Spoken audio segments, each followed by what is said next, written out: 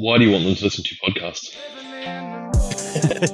So that when they think about starting a business, they've got the content that is pointing them in the right direction. That is such a valuable piece of advice there. The change in mindset makes a massive difference. Welcome to Aussie Lawn Stars. Welcome to Aussie Lawn Stars. How you doing, Nick? Great, yeah, happy to be here. Thanks for having me. That's all right. I saw you on Instagram, and I've been trying to chase people on Instagram recently because I've been kicked off Facebook. Oh, well done. That's an achievement. We won't talk about Facebook. We'll just But sounds like a badge of honour there, Gary. It kind of is. I'm kind of enjoying the piece, but it's also a bit frustrating when you're trying to promote a podcast and social media says, "No, you can't be there." Yeah, and now you've got notoriety to boot. Yeah, that's it. But yeah, it was when I came across you on Instagram, I had a quick look at your Instagram content and I'm like, this guy's hustling. Every day I'm hustling. That's right. And not just that, but for a Coochie HydroGreen, and I'm going to be a little bit derogatory about Coochie HydroGreen there. For a Coochie HydroGreen, there's a lot of them that get a bad name because lawn mowing guys like to talk about them. Okay. And so interesting. I've come across a little bit of a rivalry there, you sense? Well, I think so because, and you get the same with Jim's mowing, right? Like a lot of lawn mowing contractors are independent, majority of them are. But when they are talking about the pros and cons of being independent versus going with a franchise, they often talk down about Jim's mowing guys. I don't. I love Jim's mowing, and I think for people looking at starting a franchise or an independent, franchise is a really helpful way to get into business. Yes. But, that aside, when they're talking about spray treatments for lawns and gardens, a lot of people have said, no, Coochie HydroGreen's hit and miss in terms of their quality. And I've come across a Coochie HydroGreen in my area, which I've been told by all of the locals is exceptionally good. And so when I came across you, I was like, this guy looks like he's not hit and miss. He looks like he's hitting the mark. Oh, why, thank you. I'd like to think so. Yes. And looking at the weeds in the background there, they look quite healthy. Well, it's like any tradesman. You go to a plumber and his toilet's leaking, or you go to an electrician and the light switches need upgrading. Yeah, and if I showed you my front yard, yeah. Yeah, exactly. But anyway, Nick, let's give people a proper introduction to who you are. So I want to delve into your background before you started Coochie HydroGreen, but you're Mornington Peninsula Coochie HydroGreen franchise, and that means you are serving your local community. I'm guessing probably a bit of a radius around Mornington Peninsula, doing treatment programs. Yeah, that's right. We run a lawn care program is the terminology that we use. Yep. And what that means is that we turn up to a property 6 times in a year. So not as often as your local lawnmower, but nonetheless, we have a protocol that keeps the lawn in good nick, and we obviously move through the seasons. So what we put down in the summertime won't be exactly the same as what we're putting down in the winter, the spring, the autumn. So our treatments basically are bespoke to the season and to the area. So, curly question for you before we get into your history. You're in Victoria, obviously. Mornington Peninsula is near Melbourne, for those people who have no clue. I did have no clue around Melbourne as well, and I've only just started trying to work things out. Yeah, it's one of Melbourne's playgrounds with its beaches and, kind of that seaside lifestyle down here. In order for you to pull a sprayer out and use it on somebody's lawn in Victoria, what's the government requirements? We have to be trained, like we have to have done a chemicals handling course is the first thing that we need to have done. And so obviously I went and attended one of those courses prior to starting up the Coochie franchise. Yeah. And then you also, there was just a nut just fell on one of the cars over there, a little gum nut. And then, you also need to register with your local council. So that's part of what we have to do. So if you service more than one LGA, local government area, do you have to get registered in the areas that you're working, or is it just for where you're based? It's statewide. Yeah. Oh, okay, yeah. So when you say register with your local council, that covers you for state. Yep. That's it. Okay. Yeah. So in New South Wales, and I will get criticism for talking about this because I tend to push back a little bit on this. Yeah. In New South Wales, if you pull out a sprayer and you're a average cowboy lawn mowing contractor, you're probably going to pull out a 10-litre sprayer, spray some Roundup, put it back in the tray, in the back of the ute or in the trailer. Off you go again. No training, no certification, no licensing, nothing. All right. What I'm telling people is if you, and this is based on the regulations, if you use more than 5 litres of concentrate or 20 litres of mixed product in one day or on one job, then you are supposed to do the Chem Cert, which is what you were saying, the training side of it. Correct. And then from there, if you are doing something like you're doing compared to a person who mows lawns and just spot sprays a little bit here and there, so for what you're doing, you probably need to be licensed as well as do the training. That's right. Yeah. And this is New South Wales, right? So this is why I'm asking you, because you're Victoria.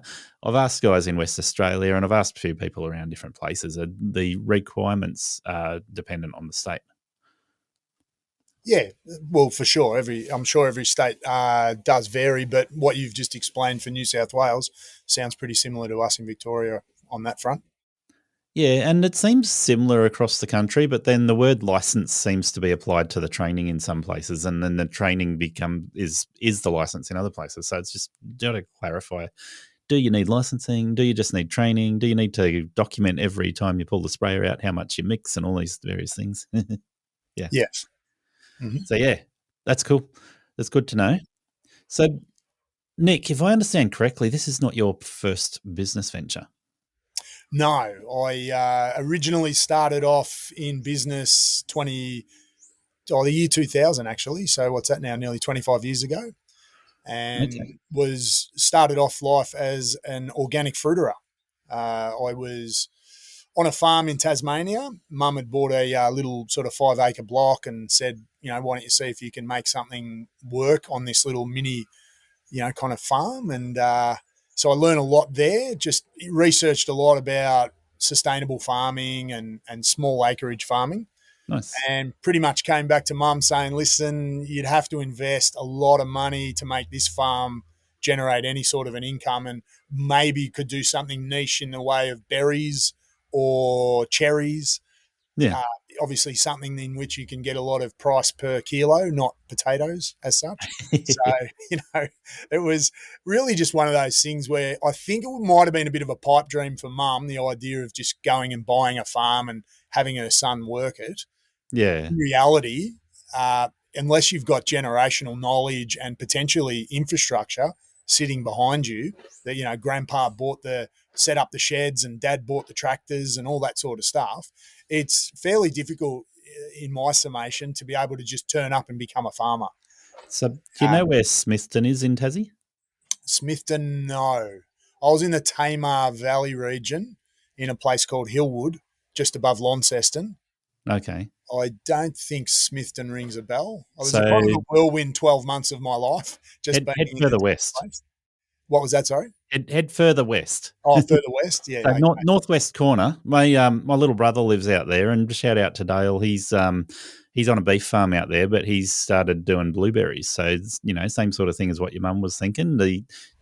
Small acreage, a lot of blueberry trees. Get the knowledge up on how to get the most out of the crop, and he's been making a go at doing the blueberries. So it's beef and blueberries. I like it. He gets paid to do the beef, and then the blueberries is his hobby. Yeah, smart. Which he's building up. Yeah. So it sounds like he's got a little side hustle that he's almost dipping his toe in the water and then trying to work out if he can do that, on scale. Well, he's an employee on the beef farm, but the blueberries is his own business, and he's also doing some fence post stuff as well. So he's getting into business. Yeah, great. Yeah. And I'm going to go down and visit him in another month, and it's going to be freezing. Yeah. Well, the 12 months I spent in Tassie, I can just simply tell you that the locals were so inviting. Like, it really was one of those places where they loved the fact that you'd come from the mainland and that, you were, deeming them worthy. Oh, maybe come down here and live with us, and so I think they were on their best behaviour, trying to let me know how great the place was. But it was good, they were just a really friendly bunch, is what I found, and obviously Yeah. playing in your local footy club always helps. It's a good sort of way to connect with a community. Of course. Yeah. Even if you're cutting oranges or running the boundary, I was lucky enough to be chasing the footy, and Awesome. that was kind of how I spent my Saturdays there. And Yeah. I actually had a pretty full-on thing happen where, I don't know if you remember the Beaconsfield mine tragedy, Yeah. where a couple of, there was a cave in and a couple of guys got stuck in the mine for weeks until they eventually got them out. And one of those guys was named Todd Russell, and he was our full forward at Hillwood. And this wow. might have happened a year to two after I left Tassie. So I just remember hearing the news, and then they mentioned the guys that were stuck in the mine, and I'm like, what the hell? Like, it just, it was that sort of tingle up your spine, hair on the back of your neck going, oh, my God, I know that guy. And he was our Tony Lockett. He was a big beast of a man, and he would stand in the goal square, and he was an immovable object. Not many people could get him out of the way when a ball was on its way into the goal square. So he was a real legend of the league. And fortunately, he got through a very harrowing experience. But, it made a big imprint on me just when that whole thing – I was back in Melbourne by then in my first business as an organic fruiterer. And I remember, hearing about all that, and it really, really rocked me a bit. But was glad to see him walk out victorious in that challenge, I guess. So, amazing. Yeah, that's close to home, isn't it? Yeah. Yeah, I remember him talking about, going down those mines. So, that was a pretty surreal moment. Yeah, that's amazing. So you moved back to Melbourne and took that knowledge you learnt about fruit and farming into doing some organic fruit around Melbourne? Yeah, I did. So I ended up managing a friend's organic fruit shop in Surrey Hills, which is a nice leafy suburb of Melbourne, sort of in the inner east of Melbourne, quite a well-to-do area. And so, obviously a good demographic for those wanting to spend a little bit more on clean fruit and veg. Yes. And so, that was kind of a great experience managing someone's store, having been a sort of a barman and a pub manager in North Queensland as a young man. And so I took that management experience that I gained from the clubs and the nightclubs and the hotels, and I was able to marry that up with what I'd recently learned in Tasmania on farms, and then, kind of put those two together to manage a fruit shop effectively whilst the owners went on a hiatus up to Byron Bay, and they were pretty burnt out from the 3 a.m. starts. And I was young and dumb and ready to, run in there with lots of enthusiasm. So willing to do the 3 a.m. starts. That's right.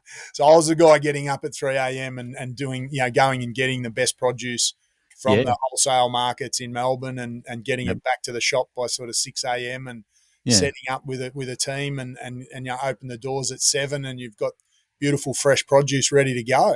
So that was, and then after 12 months of that, they came back. I said, well, what am I going to do? And they said, well, you've learned a fair bit. Why don't you consider buying your own or setting up your own organic fruit shop? So I did take over a going concern in Elwood down near St Kilda. So heading again back down towards that beach part of Melbourne. Yep. And set up a fruit shop in that neighbourhood and, learn a lot as you do when you're the guy having to pay all the bills and manage the staff and, make sure that the customers are happy and all those sorts of things. So, that was where you sort of really start your degree of business. For sure. There's nothing quite like it. And if you can stay afloat and, roll with the punches as I had to and pivot. And in the end, a fruit shop became an organic dip manufacturing business where, I ended up making hummus and tzatziki and those sort of, I guess, Middle Eastern and Greek style dips. That is, a tumultuous sort of first 3 or 4 years in business as you're a young man having some highs and some lows and, when things go really well, as they did at the start, you sort of start to feel like you've got the Midas touch, and Yep. nothing can go wrong, and everything you touch is going to turn to gold. And then Yep. spread yourself a bit thin with a fruit shop, a delicatessen, a health food store, all running at the same time. And Yep. and then the chickens come home to roost, as they like to say. And so I had some very tough and important lessons in business in the early years. I can imagine you've got rent for a shop front, you've got staff, you've got a lot of things to juggle in that sort of a business compared to what you're doing now. And the overheads of a retail business like that can be quite hefty for the amount of profit you get out of it.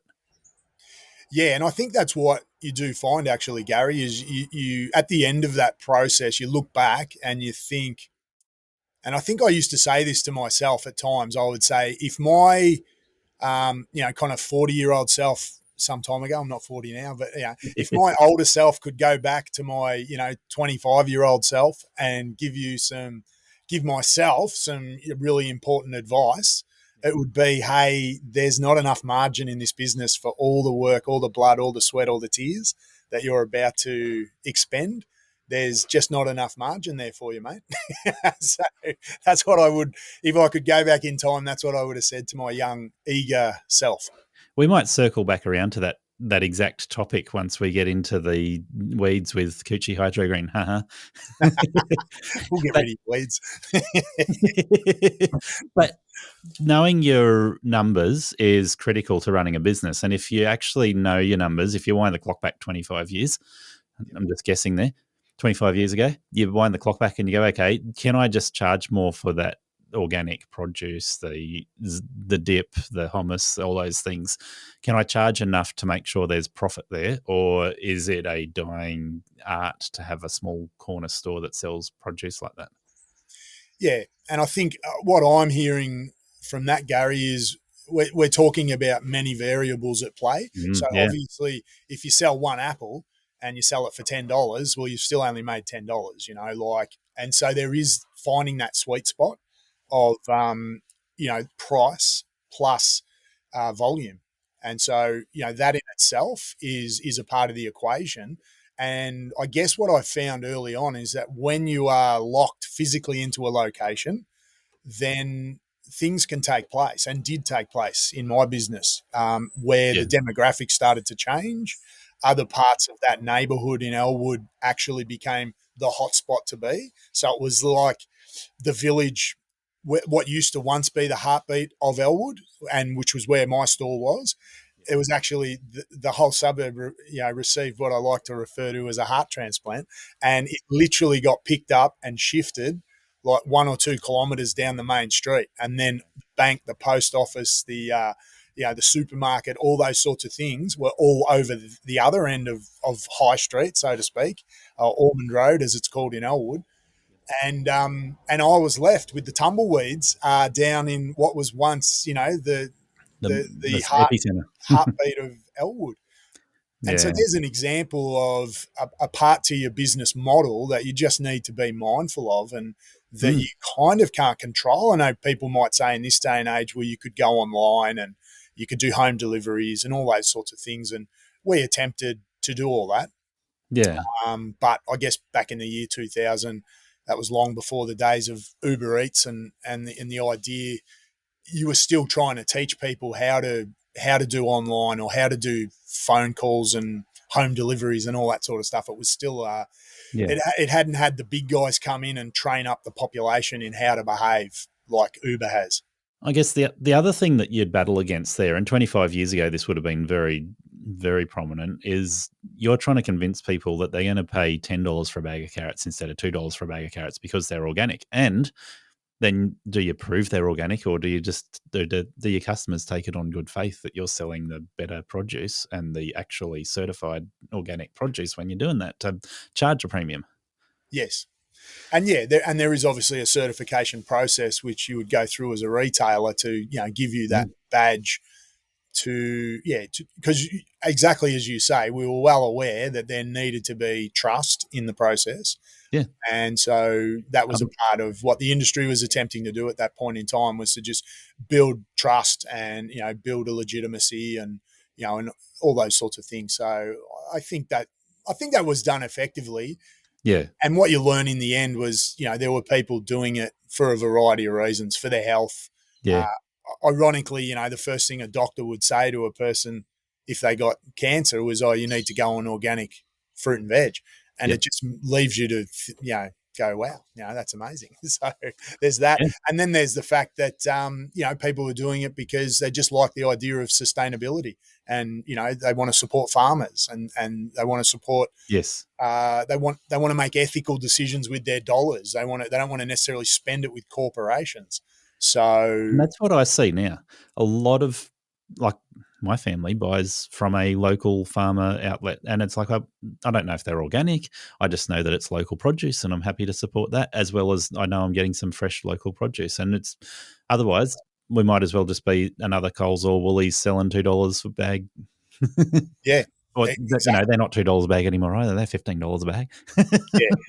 Yeah. I think, I guess they've monopolised the market to some degree, and Yeah. you can't really put it any other way. So once convenience becomes king, Yep. then all the prices just get jacked up because they've kind of got Exactly. a captive audience. Exactly. And that's why, it's always good to see when people start to realise that the way in which they spend their money can be, can have a positive impact, and they can help, I guess, to make a series of decisions about what sort of a community do I want to be in. Yeah. Like, do I just want to be in this kind of globalist world where one country looks the same as the other? Or do you want to be able to go somewhere like I did years ago to France and go into a provincial area, and on a certain day of the week, you'd walk the main streets and there'd just be market stalls everywhere, and they'd just be selling their local produce. And there was just something just really beautiful about that experience, and the idea that it really was, you're in France when you're walking the streets, and I think that's important. I love the idea that every country has its own flavour, and so I'm a massive fan of supporting, I guess, that independence, and supporting, that the local community has its own characters and has its own specialties and things like that. You think about King Island, how famous is the King Island region for its beef, and for the fact that, you can get some amazing dairy, and you can get even probably crayfish, and that to me is just a great little bit of a marketing story without necessarily having to sell your soul. I That's it. like that. Yeah. And I'm looking forward to being in Tasmania and eating some beef straight off the farm when I'm down there. That's it. Their pet cow. Yeah. Bit of blue, as they call it, when it's even rarer than rare. I'll have the blue. It's still mooing. But I think we want to focus more on what you're doing now.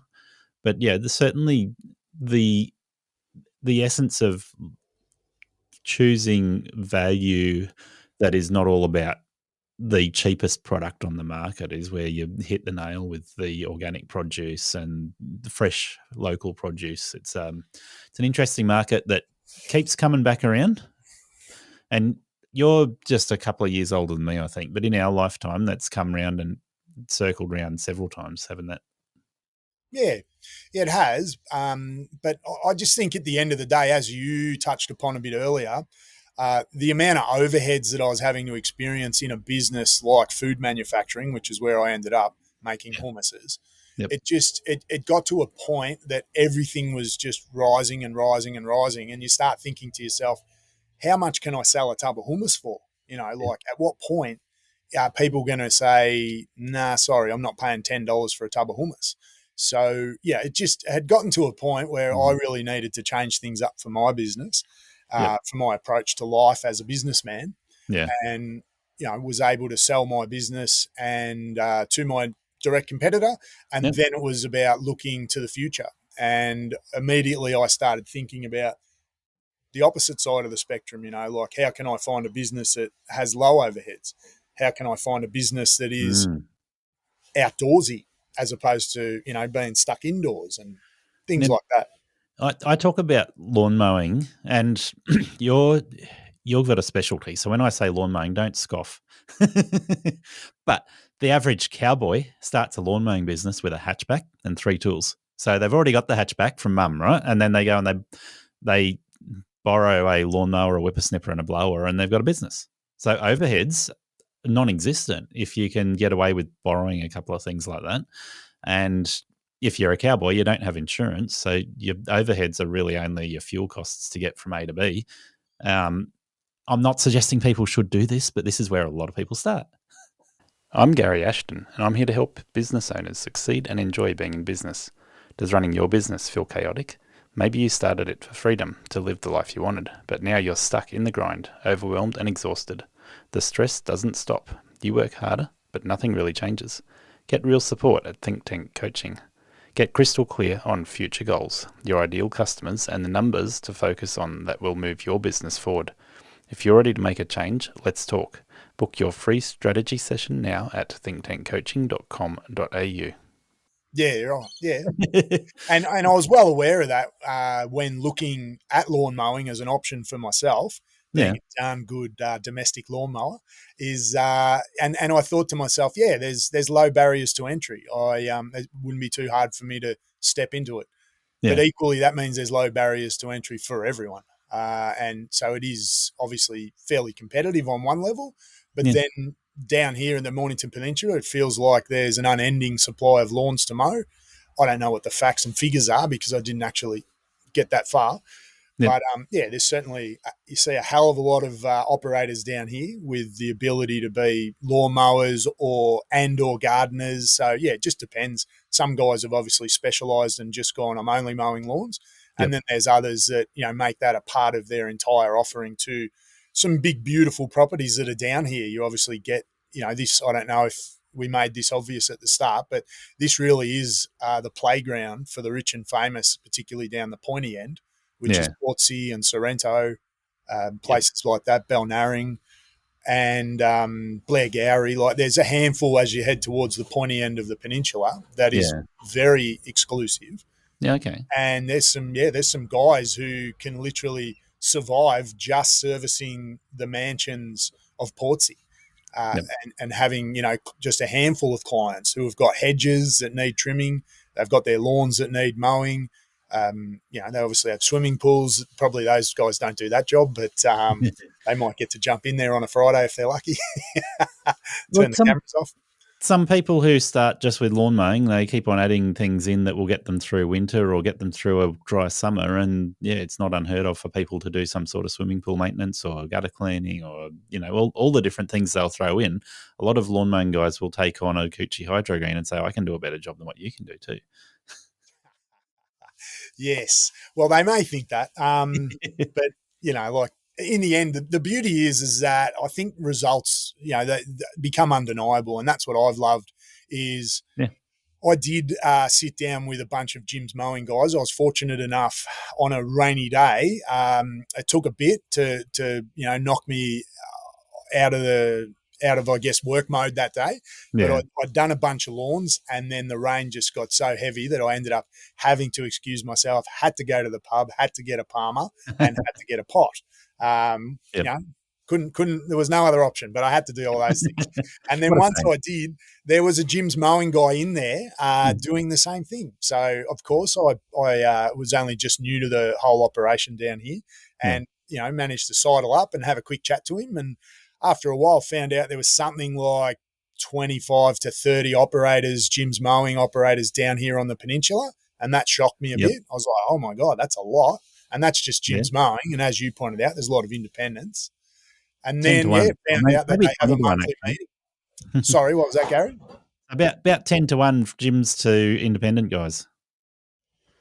So if there's one gym to 10 independent. Yeah, so if there's 25 gyms there, there's 250 other people, 250 total contractors running around doing lawns and gardens. Yeah, 100%. I'd believe that for sure. But so, I had the unique opportunity to be able to sit in on a monthly meeting with the gym's franchisees Nice. and sort of turn up with that little banner you can see at the back there, and do Yep. the full expo, little miniature expo, and pitch to them. And mostly it was an educational piece where I was just trying to explain to them what it is that Coochie actually does and how it really isn't competition to them unless they Yeah. happen to be offering the fertilization service and their attempt at weed control. Yeah. But the realities are a lot of them don't have the time, they don't have the knowledge, and they're not too interested in it. And if they get the opportunity to use me as a resource, then once they realize we're not a threat, but that we're actually complementary, and only, as with anything, I think you get into a room with 20 guys, literally 2 of them saw me as a genuine opportunity, someone that they could work with. And Yeah. as a consequence, I've done some really good business with those 2 guys, and Yep. to the point where one's probably handed me about 6 to 7 leads so far on his own. Nice. Yeah. Another one's, just clocked up his 3rd or 4th. So, Mm. Obviously I imagined in my head that was going to happen times 20, like the 20 guys, they're all going to just see the light.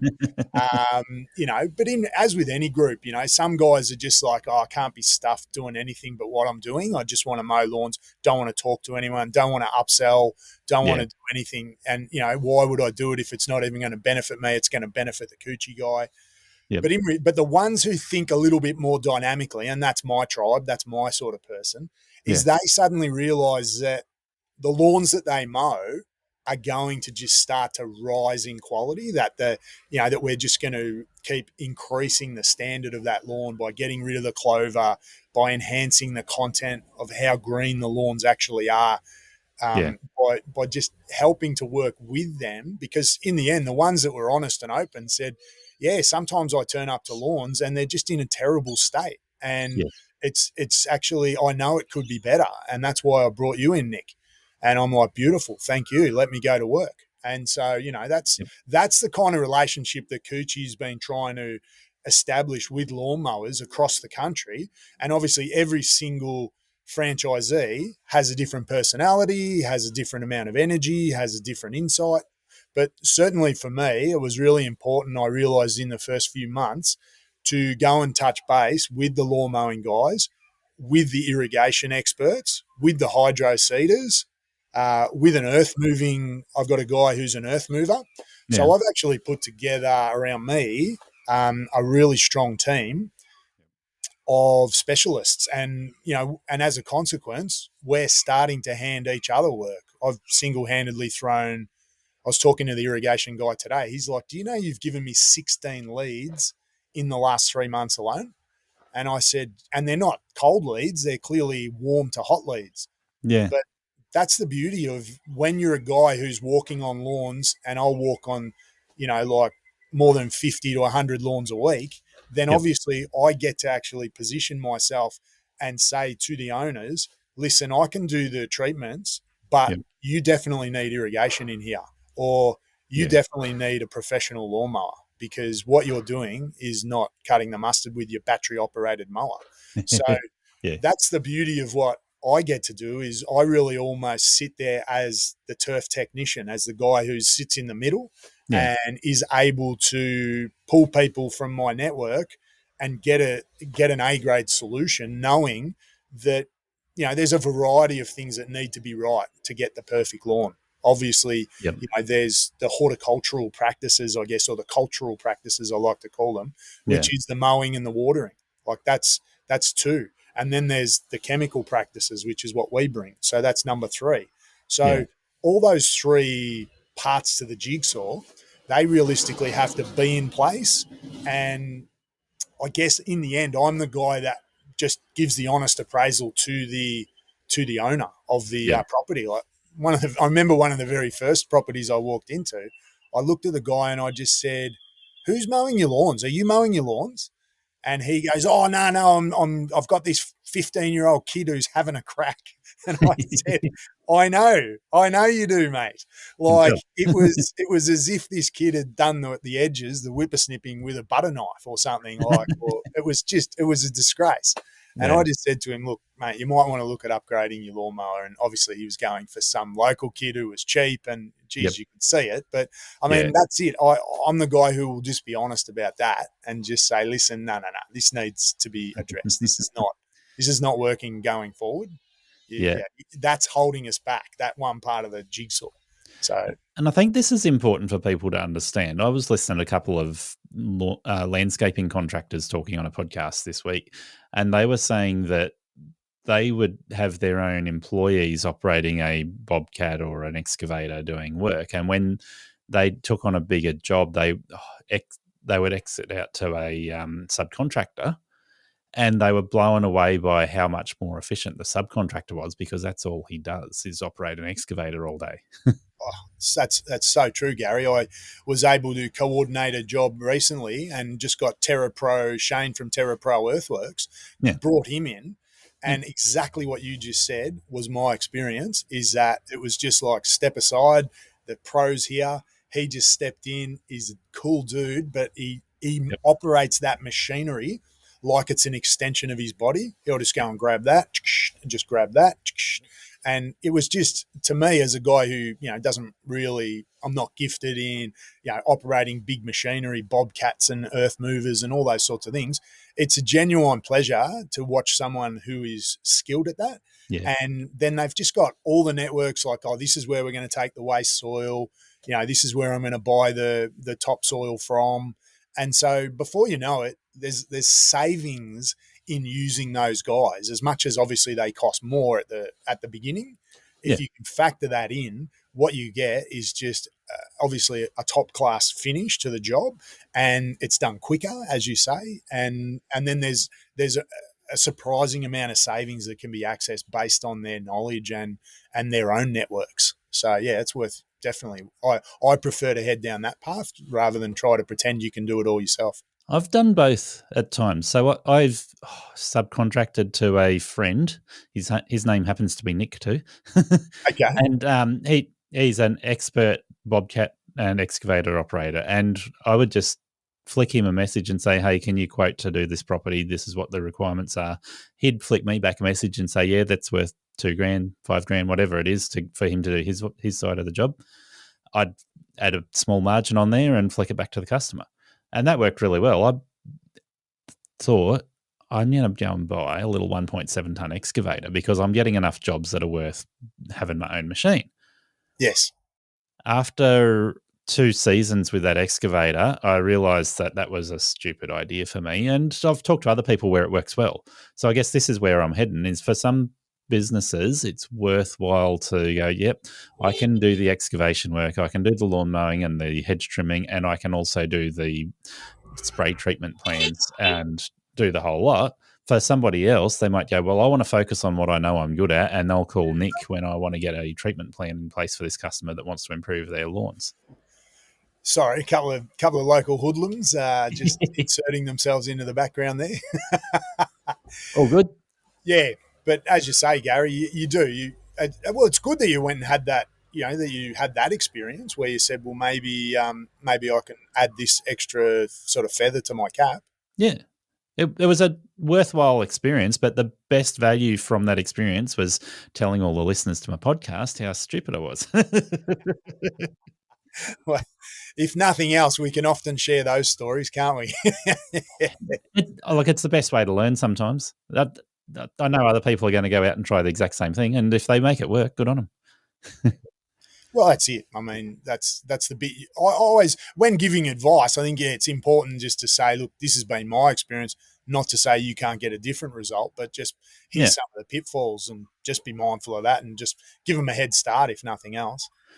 But I would say your numbers are pretty accurate. You said 25 gyms contractors, and 2 of them have actually utilised you on an ongoing basis.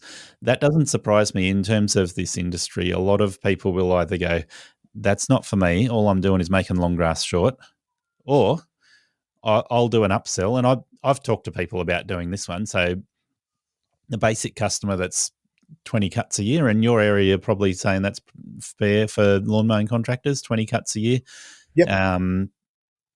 I can upsell them with 2 fertilizer treatments and 2 spray treatments and a grub treatment. And that way I can do that myself, and I'm going to get 25 cuts a year out of that customer plus the treatment as well.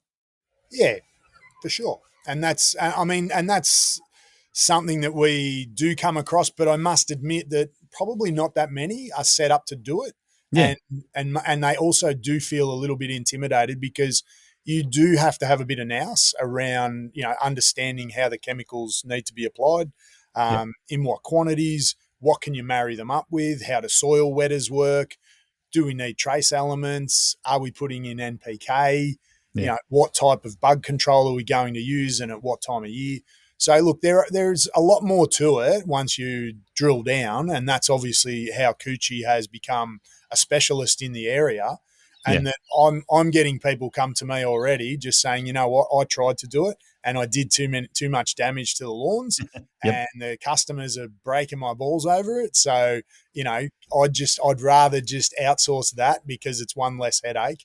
So yeah, it really just depends on how busy you are in your core business. For those guys that are just like can't keep up with the lawn mowing side of it, obviously it makes sense for them not to. Probably it makes sense for them just to stay in their lane is probably my advice, because that's how you'll make the most amount of money. Don't judge me, Nick. Don't judge me. But my first foray into this was I went down to the local agricultural supplies and bought a bag of fertilizer from the agricultural supplies, multi-grow. You might have heard of it. Yeah. And I got results, but then I started talking to a few different people and like, okay, I can go to a supplier for sports turf and there's a whole range of fertilizers that have got the right NPK ratings, and then you can do foliar sprays and various different things, and like my mind's blown by all of the different options and the results that I can get. Yeah. And you're right, there's just so many variables that having someone to guide you through that, or just to be able to handball to, is obviously very helpful. Yeah. There's some people out there that have the skill set to be able to do everything DIY, and so they're obviously buying products, whether it be online or from Bunnings or whatever it may be. But you walk into their shed and there's a lot of chemicals in there often, and they've often gotten a bit carried away also, and they've literally got they're turning up to a knife fight with a gun. It's like, hey, you didn't need that heavy duty stuff. You didn't need that amount of things. Like you thought you had this problem. You thought you had cooch mite, but you don't. You thought you had a fungal disease, but you don't. Yep. So it's okay. Like everyone's out there having a crack and doing their best on Google and things like that. But once people do the math and they realize a lot of these chemicals aren't cheap either. So, and sometimes you're buying more than you realistically need, and it might take you years to get through that chemical. I've had guys just literally who have ended up signing up with me, and then they've just handed me, like $50 worth of this, $100 worth of that, and just said, oh, well, I don't need these chemicals anymore. Can you just take these off my hands? And I'm just like, that's just more money wasted. So it's interesting when people look at us and our business model and think, oh, well, I'm not going to pay for a Coochie guy. I can do it myself. But when you do the math over a 12 months, you'd be surprised how much you're basically paying something quite similar. Depends on the size of your lawn, obviously. Yeah. But it's just, look, obviously I'm going to say what I'm going to say based on the fact that I know how well our products work. And I know the fact that when we turn up, we're turning up with a 6-in-1 tank as a minimum. So you can see that ute behind me. That's got a 600 litre tank, that Isuzu ute. Yeah. And as a bare minimum, there's 6 different actives inside that tank at any given time. And sometimes there can be up to 8 or 9. And that'll be based on what I know needs to happen in November, what I know needs to happen in June. So, we obviously, as I alluded to earlier, we design our tank mixes to work in with the time of year, whether certain things are active or dormant. Yep. And so, that's kind of some of the stuff. But the story of Coochie is actually quite interesting because, like a lot of people will have heard maybe the old TV show McLeod's Daughters. Yeah. Well, they ain't seen nothing until they've met McLeod's sons, because the two, a family, the McLeods, and they set up Coochie about 30 years ago. And, they actually started off as hydro seeders. So they actually began life, hydro seeding. Yeah. And then after a bit, they realised that was a fairly competitive space, I guess, to some degree. But more interestingly for them is lots of people were calling them 6 to 12 months later saying, look, the lawn's taken, thank you, but it's packed full of weed or it's not as healthy as it was at the start. How do we maintain our lawns? Yeah. And so it was a really interesting story where these guys, kind of went from hydro seeding to aftercare. And they realised that there really wasn't anyone fulfilling that space correctly. And so they were able to spend a lot of time with basically the chemical companies that supply all the golf clubs, the golf courses around. They started up in Yass, I believe, up that sort of part of the world where these gentlemen kicked off 30 years ago. And so, they got in a room, started, just drilling down with these chemical suppliers for the golf courses around the area and learnt more and more about what it is that they do to get such fabulous results. And then they were able to, turn that model into something for the domestic market. So that's what the brothers were able to do. And I love the fact that we're working for a proper Australian-owned company. I think that's another bonus. Like, I love that. Sure. And, that we actually get to meet them, have a beer with them. They're literally the kind of guys that you'd love to have a beer with. And they're just charismatic. They tell stories. They've always got a funny take. And you can see how passionate they are and they're really proud about the fact that they've been able to design a niche business and give something to the market that really no one else is doing. They've got their intellectual property. We create mixes that no one else can really replicate. And that's why, done correctly, and obviously in conjunction with the mowing of the lawns and the watering of the lawns, we can get some incredible results, and I do. Yeah. So it's just a real feel good when you get to walk onto that lawn every 2 months and just see that it's the best looking lawn in the neighbourhood or in the street. So that's something that is. It's just it's something that is very rewarding is the word. It's just a very rewarding experience in that regard. And when you can keep delivering those results, you just end up with a lot of happy customers, and they often tell you stories about how people come over for a barbecue and go, oh my God, what the hell is going on with this lawn? It's like a golf green, or it's immaculate, or this or that. And you know how it is. Guys just love that. They can't help it, but get a bit proud when someone gives them a pat on the back. But you've raised a couple of questions that I want to throw back to you on this, just from what you were just saying there. But the point I'm coming from is I've seen a number of people do the similar thing to you, or Coochie, and drill down on a specialty that is worthwhile pursuing. And in this case, I'm talking about a couple of landscapers I know that have realised that maintenance has a lot more money than the creation of the landscape. So a lot of landscapers will start out as designers or construction, and then they go, okay, we'll add some maintenance in because our customers want maintenance. And then they realize that there's good value in offering maintenance, and then they'll start a maintenance team that just do the maintenance of their landscapes. Smart. I think likewise what you're saying is Coochie has realized, we can do the implementation, but there's a whole lot more value in the follow-up. I believe that's exactly what conclusion the brothers ended up making. Is they said, well, we can obviously do aftercare on brand new lawns, but there's no reason why we can't do aftercare on a 10-year-old, 20-year-old lawn.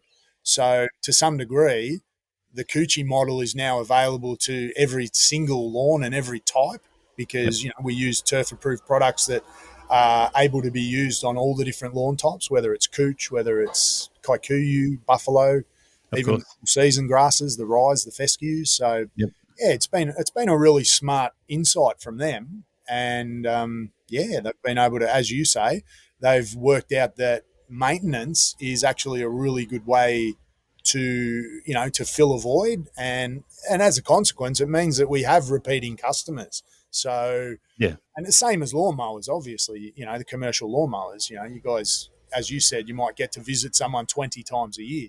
For us, it's only 6, but that's because our products are regulated to basically be active for 8 weeks at a time. Yeah, okay. And and that's good. As I explained to customers, you don't have to see us here as often as you might, your Jim's mowing guy or your sort of commercial lawnmower.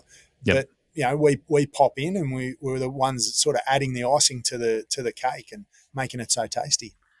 Yeah, okay. So it sounds to me like you're fairly consistent in that you're offering 6 applications a year. You don't offer a variation on that for a different customer that wants higher end or not? We do. I do. Yeah, okay. There is the Formula One package, as we call it, the F1 package, and that is coming once a month. So obviously, at twice the rate, Yeah. and that can be for really particular lawns that are particularly. I think of one, for instance, where there's a croquet lawn, Yeah. and it's a tiff tough cooch, but it's like manicured as if it's a professional, kind of commercial operation. Like Yeah, they've got for sure. full-time gardeners on their property, and the cooch can be mowed twice a week. Minimum once a week, but during the growing season, they'll sometimes mow it twice a week, Tuesdays and Fridays. So when you're looking at something like that, it's almost like, greenkeeper type stuff, like it's next level. Of And course. so obviously, because everything's getting mowed, faster, it means it can churn through the chemicals quicker. And it's just like a professionally managed tiff tough cooch. I absolutely love the fact that the gardener himself, he's just such a smart operator. He's got so many years of experience. And it's just great when you realize that you're part of a team and that he's bringing you in as the specialist and you actually feel like, oh, you're working on the MCG or something like that. It's obviously not that. It's like a miniature version of it, but it's great because, like next week he's going to aerate the lawn. And so you realize that this guy, he just does everything to the next level, like we worked together. I gave him some advice on the dethatching last spring. So it was good because he hadn't dethatched to quite the level that we were advising and he was getting pretty nervous because by the time you've finished a proper dethatch, it literally looks like you've murdered someone's lawn. So Yes, exactly. he needed someone to hold his hand there, but it was great because 4 weeks later, it was a distant memory. The regrowth, if you do it at the right time of year in spring, is phenomenal. It's now, just so obviously, different types of grass respond differently to dethatching, but I've seen guys in WA do a full verticut and dethatch of buffalo and get a spectacular lawn 3 weeks later. Yeah. And buffalo with its surface dwelling roots only, you do have to be a little bit more, mindful of how hard you go on buffalo. Yeah. But whereas your cooch and your kikes, you can go pretty hard. Yeah. So that's just you just get to know that through experience and understanding what you're dealing with. But when you get the results, like it goes from A to Z, visually, that's something that is really enjoyable. And again, it's part of the reason why it's good for people. Like I say, even if you're not sure whether you're going to use Coochie, it's good to engage us. Even if you say things like, I've had people ring me up and say, oh, I haven't got a lawn yet, but we're about to, and then I'll call you when we've installed our lawn. And I'll say at that point, well, how about you get me out prior to that? And I'll make sure that you choose the right variety of grass because sometimes they're just following sales pitches and they think that, buffalo's shade tolerant, so I can put it in a dark room and it's going to grow. And it's like, no, that's not true at all. It's still a warm season lawn. It might be a little bit more shade tolerant than kike, but, you've got to understand where you're putting the grass. So I always encourage people, just reach out to us. There's no cost for us to come and assess your property. And then we can at least get you on the right path so that it's not a matter of, as I see sometimes, they've literally put the wrong grass in the wrong part of their property and then they're just playing, catch up ever since. And they'll bring us in 3 years later and, we'll be trying to sort of take this train wreck of a lawn and see what sort of results we can get out of it with obviously our stimulants. And there's only so far you can go. You just, So reinvent the wheel. I want to ask a really complicated question, and I'll be upfront. I'm not asking for trade secrets here. I don't want the intellectual property from Coochie, but we're kind of delving into that side of the equation in terms of product mixes and the types of service you offer to different people. If we go back to people who are doing 20 cuts a year on a lawn, you'll find within that scope there is what I like to offer to a customer is 3 different options. There's their bare minimum, where I say, I need to cut your lawn 20 times a year, and you're my worst customer, but you're a quality customer, if that makes sense. Yes. And then the best customer is going to be one that wants their lawn to look nice rather than just the bare minimum. Yes. And then the most expensive customer is the one where they're a pain in the butt, but they want absolutely everything thrown at them. Yeah. So within your services, you will see the same thing. You'll see people who like, I just want you to do 2 sprays a year. Just come and take the buffalo out of my lawn. I mean, not buffalo. Get this right. Take the take the weeds out of the lawn. Call it quack. we just want to see the bindies and bits and pieces taken out of the lawn. Can you come once a year, twice a year, and do that, and maybe a fertilizer? And that's the bare minimum. Yep. Or your bulk of your customers are going to be let's book in for the 6 treatments a year, and then you have your high end customers. So spot on. Yeah, in a nutshell. And I think the other thing we do, which is almost like a halfway point between the 6 times a year and the Formula One, is we can do something like a 2 in 4, which is where at the very beginning we come twice in 4 weeks. So it's just like turn up today, turn up a month later, and then you don't see us for 2 months, right? So that's obviously about giving it a bit of a head start, giving it a sort of a kick in the guts, because it hasn't had anything often, like it's really, you're coming from almost 0.0. And so it makes a lot of sense because often people are impatient, let's be honest. And so they're like, oh, hang on a minute. I hear Coochie's just going to give me a golf green. It's like, yeah, but it's a process. And so the best way I try and explain it to people now, just to help them wrap their head around it, is I just say, well, imagine a circle, and now imagine us, improving by 10%, and then the next time 20%, 30%. And so it's an incremental improvement until we fill in the circle. It's not turn up, then next week job's done. I can turn up and throw some iron on their lawn and it's going to be a little bit greener, but it's not going to fix the spot where their car's been parked for 20 years and it's clay and rocks. Yep, that's right. So we can offer that too, Gary, where we do a 2 in 4 or we do a 3 by 3. It really just depends in what state the lawn is, and it also depends on how motivated the homeowner or the lawn owner is. And look, in the end, there's a handful of people that just say, Nick, I just want you to get it sorted. To some degree, they give you the impression money's no object, right? And no one actually says that, but you quickly work it out that, okay, well, they're not fussed about the fact that it's going to cost $150 every month or something like that. Whereas, there's others, and you just think, well, understandably, everyone can have a budget. And what the beauty is that Coochie's worked out a model which is operational across a 12-month period within only 6 visits, with a kind of 8-week sort of use by date, so to speak. I'm glad you touched on a number there, because I like to drill down on some numbers so that people get a bit of a feel for what this is worth. I guess from 2 perspectives. One, what it's worth for a customer to come to you and ask for a treatment plan for a year. But the other one is what sort of numbers you make as a operator in Coochie HydroGreen. And I know we'll talk about a couple of different things, and there's no pressure for you to spill the beans on everything, right? Yeah.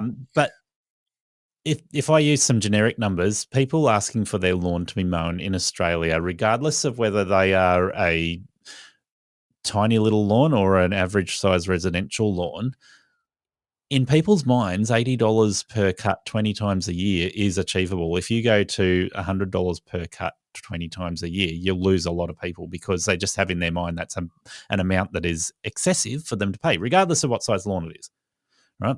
That changes because there's people who are rich, there's people who will never pay somebody to cut their grass or come and see Coochie HydroGreen.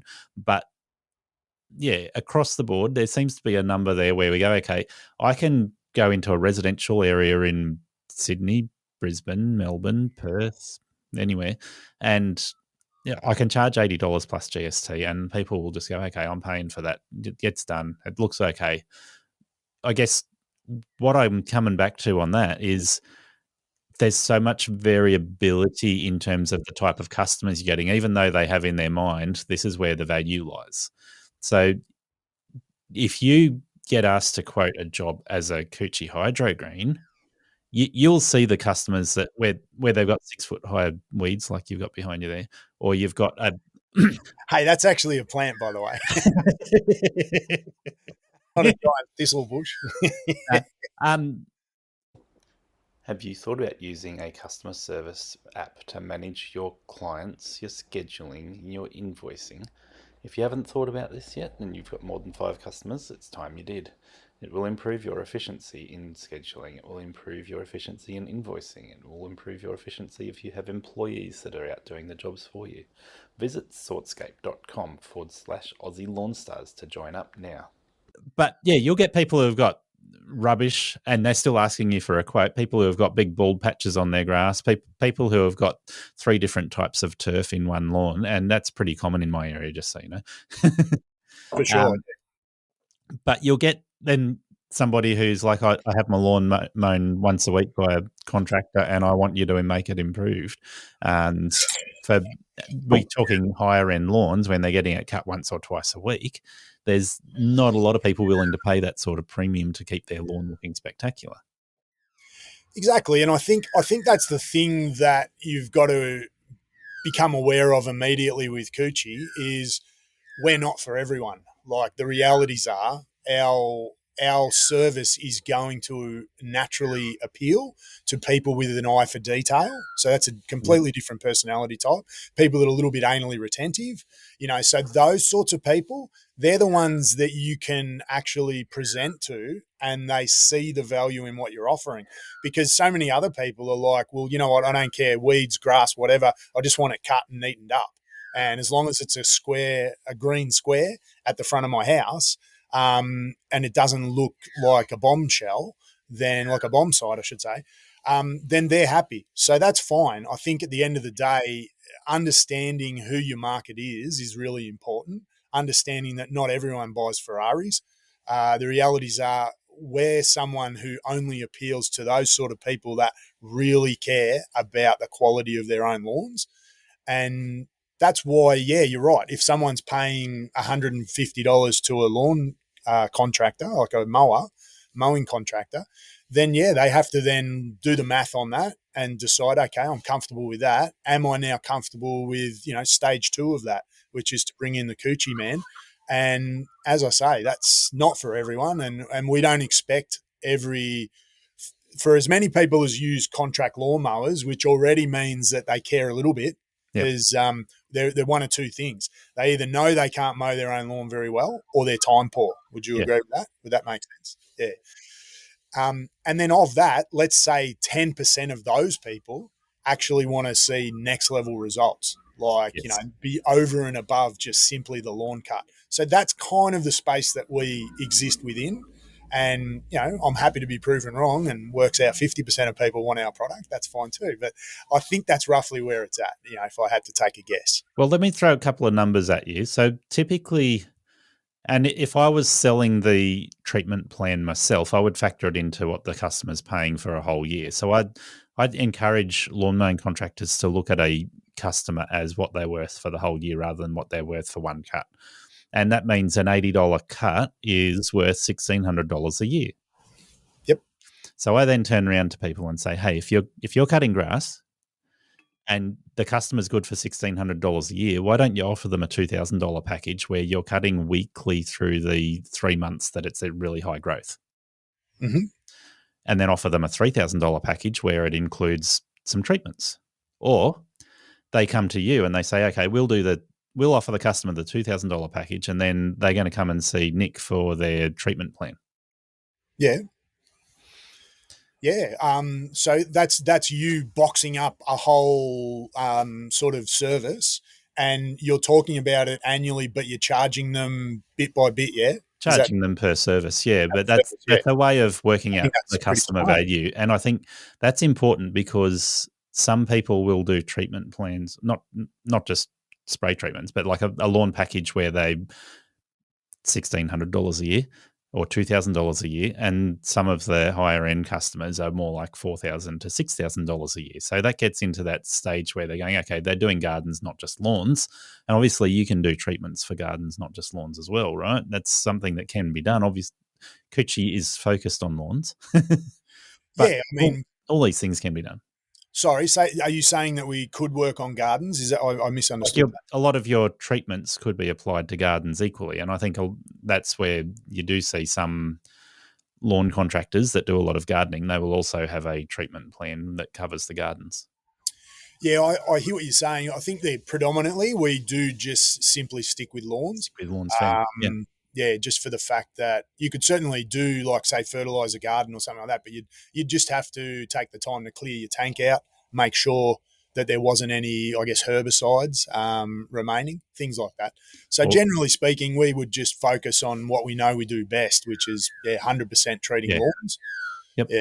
Or you'd run a small backpack tank for doing those individuals things. Well, yeah, you could do that. True. But yeah, I guess what's important there is sort of talking about those package prices in terms of a yearly package, because I would say a base customer is not getting any treatments down at all. And they come back to me and they say, oh, look, we've got some lawn grubs. Can you do a treatment? But once the lawn grubs are gone, they don't want fertilizer. They don't want any sort of treatments. They just want to know that their lawn is getting cut, long grass made short. So that's where we come to you. We go, okay, once we hit that $2,000 a year package price, we're starting to look at how much extra is it to get Coochie to take over and do the extra stuff. Yeah, I mean, I know for a fact that any lawn mowing guy that approaches me with a dynamic idea like that, because I see that as dynamic, and I'm like, wow, let's sit down and talk. Like that excites me. You know, the idea that someone can think outside their own wheelhouse and go, okay, where do I sit in the whole scheme of things? How can I collaborate? How can I get a better result? How can I make a bit of extra profit? Like all those sorts of questions. If a small businessman is thinking and speaking like that, they've definitely got a seat at my table, because, I love the idea. And as I said to you, I've already been collaborating with irrigation guys, earth moving guys, hydro seeders, and contract lawnmowers. So, and the works, often it's been me pushing work out to them, to be fair. But that's because I care that I end up getting the perfect result for my client. But on the flip side, I've noticed things are starting to come back. It's starting to become a two-way street. That's good. But more importantly, it's just great, because you just don't know what's possible. Like you could, I guess 1 + 1 could equal 3. You never know until you start working with those things. And as long as each member is aware of their boundaries and understands what their responsibilities are, and that's just about having a upfront conversation from the beginning. But yeah, I like it. I'd love to see Coochie and the contract lawnmowers interact more hand in glove. Obviously, each territory is dependent on those specific individuals, but down here, I've tried to be a sort of a arms wide open sort of guy, and I guess the great thing is that our signage on the truck, you kind of can't miss it. Once you see a Coochie mobile, people spot it and they never forget it. So, that's always helpful, and it's often an icebreaker. I've had people down here say, "Oh yeah, I've seen your truck for years," and I'm like, "Well, I haven't been here for years, mate, so I don't know how you've done that." But I've seen someone else getting around. That's right. So no, but it's good. It's just it's a good icebreaker, and it's just something about chatting with other professionals in the industry as well. That's just really good, because you learn off each other. And if people can put their egos aside and kind of say, well, I don't know everything, but that's when you start to learn. And so that's been good for me to chat away to different specialists and just ask key questions. And because I'm always hungry for knowledge, for the point that I want to be able to pass that on to my clients, so that we can get the results we're after. Yeah. And I guess that's where I'm going with this question, because it's a case of going, a base customer is not going to talk to Nick. A base customer is just going to get their long grass made short. But when I push them to go, okay, we're going to get better results if we cut your grass more often, we're also going to get better results if Nick comes in and does lawn treatments, and if we're doing gardening as well. So we're going from a $1,600 customer to a $2,000 customer. We're going from a $2,000 customer to a $4,000 customer if they're going, all right, we want the lawn to look spectacular, so Nick's going to do treatments, and then we're going to need to cut the grass more often because Nick's doing treatments. And then they go up from there to $6,000 once you start looking after their whole gardens as well. Yeah, well, for sure. I mean, that's a great achievement, like for a small business, if you can, I guess, navigate from that first point. Do you want a junior burger, and then do you want fries with that? So, and the thick shake and the sundae and the hot apple pie. So that's what I'm hearing from you, and that's just good business if you can manage to do that. And that's why it's important to work out, what other things can we all collaborate on, and what sort of a customer are we dealing with to some degree. And that's what I said at the start of this, kind of 5-10 minutes ago, is we know who our customer is. It's someone with an eye for detail, someone that really cares about having the best looking lawn in the street. And this is why I suggest those 3 price brackets for people. It's like you look like, your analogy, you don't look like you want a cheeseburger, you look like you want a Big Mac. Yeah. But along with that way. Along with the Big Mac, well, that's not what I meant. Been in a good paddock, Gary, what can I say? But along with that Big Mac, you do want the fries and the drink. Yeah. That's it. And, it's not everyone's going to do that. Sometimes people just want a cheeseburger. But I'm happy to sell them the cheeseburger equivalent. I'm also happy to sell them the full meal deal or the family meal. Yeah, exactly.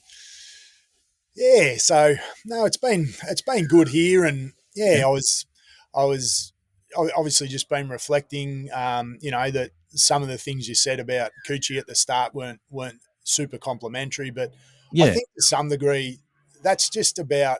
I mean, you can find any criticism you want against another operator. Like if I think about commercial lawnmowers, and this would be interesting to hear your thoughts on. Yeah. I know for a fact that some of them are cutting corners when it comes to things like, the idea of lifting your clippings, like basically cutting and removing your clippings. And then you get to hear people who have been coached by their commercial lawnmower to say, oh, no, mate, we just mulch it back in and it's really good and it fertilizes the lawn and all that sort of stuff. That is very questionable behavior, in my opinion, where what you're doing is you're basically blasting dead grass back into the surface structure of the lawn, and the amount of thatch that you can effectively create, by doing that is, I get to hear these stories, and I'm supposed to just go along with what the commercial lawnmower says, knowing full well that's not actually how you're going to get an A-grade lawn. So what do you say to that, Gary? You may not be aware of this, but you've hit a very divisive topic there in terms of whether you mulch or catch the grass. Thought I might have. Thought I might have thrown a cat amongst the pigeons. And to be fair, I'd be very happy to get into the weeds with you on that one too. Yeah. I think the value there is going, okay, Coochie HydroGreen has some, within our industry, it has some people who look at it quite negatively. And that's the reason why I wanted to get you on here, because I think people can learn from you and they can see that Coochie HydroGreen has a very positive place in our industry. And thank you. Likewise, there's also, the debate over whether you are a professional lawn contractor or whether you're a cowboy. And, the Jim's Mowing franchises, the Fox franchises like to throw shade on the independent guys and go, well, they're all cowboys. Mm-hmm. And then the independent guys like to throw shade on the Jim's guys and say, well, how come we keep getting asked to do your lawns after Jim's has been there? Yeah.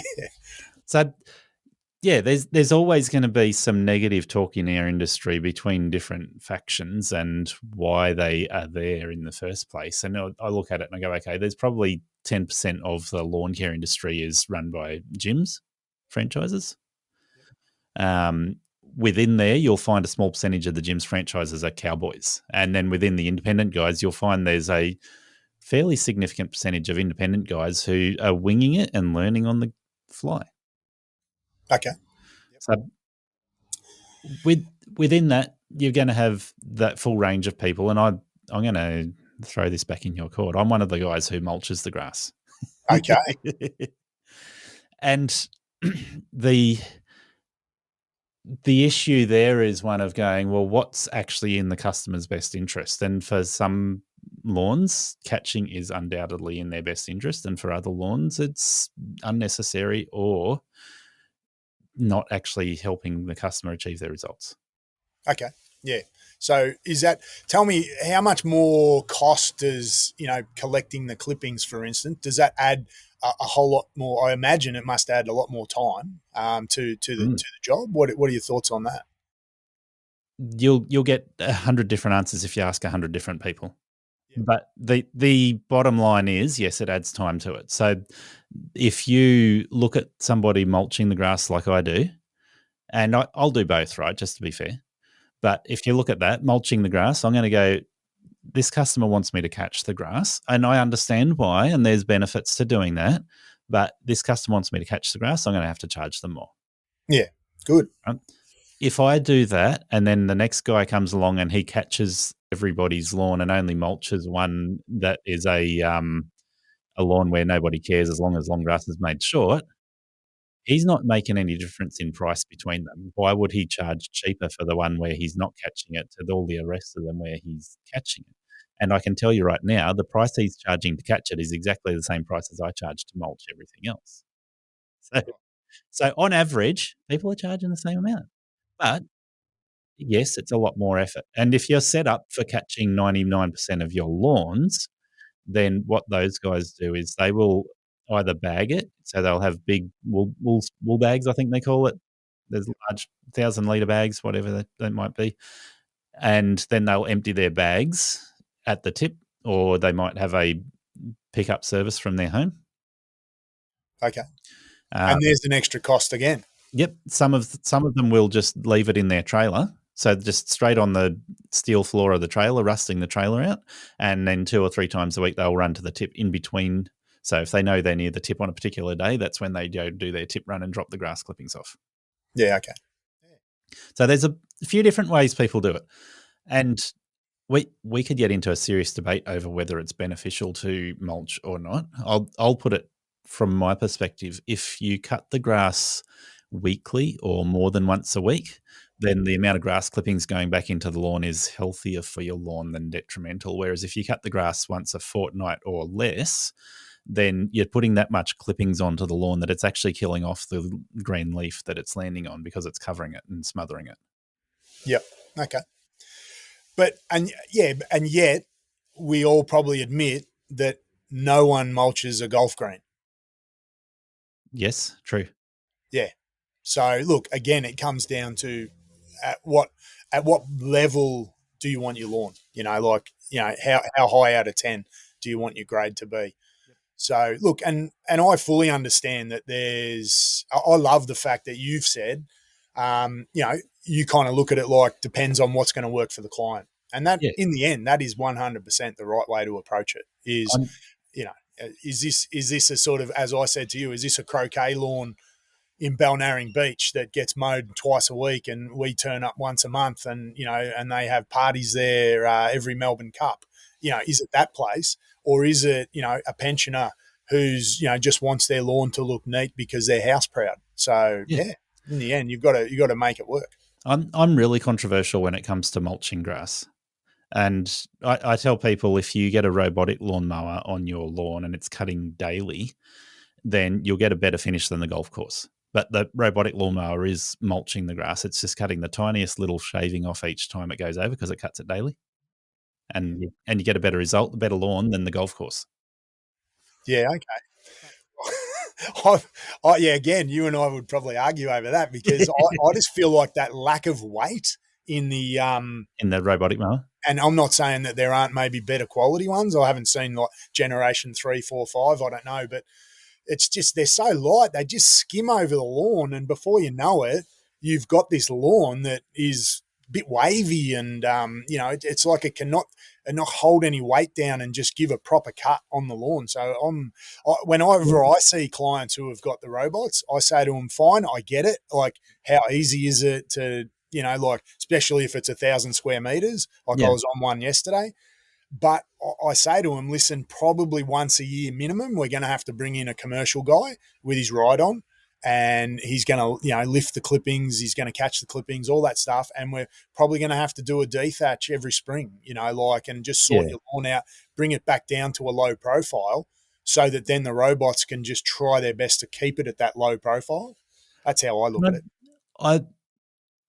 I have been using robotic mowers for 3 years now, so I can give a very fair opinion on what the results look like over time. Yeah. And one of the things I've noticed is that the guys in Queensland around Brisbane, they're mowing predominantly cooch lawns in Brisbane. Is it Queensland green cooch? I'm not sure. But it's particularly I've got the green and the blue up there. Yeah. I've got blue cooch as well, yeah. When you get into the weeds over mulching versus catching, these guys get hung up on that. They have to catch the grass. And one of the reasons is because cooch, if you don't catch the grass, the clippings bunch up like cotton and they block the sun from getting back into the living grass underneath. And unless you catch it and remove it, you got a problem there.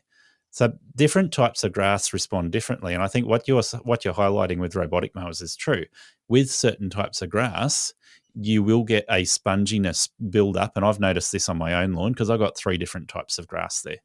Yep. And it will definitely get spongy around the edges because the robot is so light and doesn't cut through it. But also you can get really spectacular results from a robot by cutting it at the lowest possible cut height, which is for most robots is around 25 millimeters. I've actually put a spacer on mine so I can cut at 20 millimeters.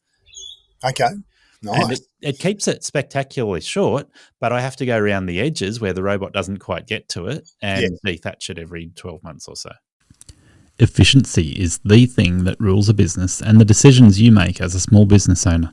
Right Mowers give you the options in their product lineup to match efficiency with size, fuel usage, and the type of jobs you want to target, from catching to mulching or side discharge, from roadside verges to acreages, and manicured lawns to 6 feet tall and super long.